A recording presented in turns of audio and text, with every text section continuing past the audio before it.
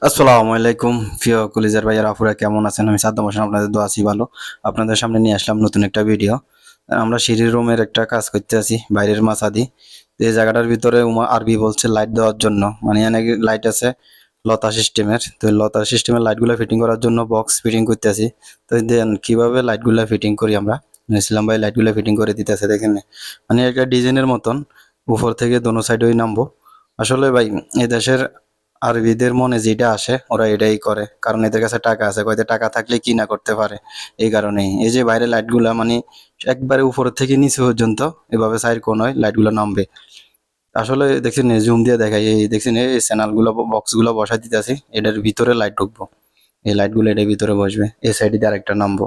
তো আসলে কিভাবে ফিটিং করতেছে অনেক কষ্ট, বাতাস উপরে দোতলা তিনতলার উপরে মাছা দেখছেন কত দূর থেকে ভিডিওটা নিছি। তা আসলে ভাই কিছু করার নেই, কারণ গৃহস্থর কাজ গৃহস্থ যেভাবে ওইভাবে করে দেওয়া লাগে। তো আমরা কিভাবে কাজ করি, কাজের ভিডিওগুলো আপনাদের সামনে তুলে ধরি। আসলে বিদেশের কাজগুলোর কোয়ালিটি কেমন অবশ্যই কমেন্ট করে জানাবেন।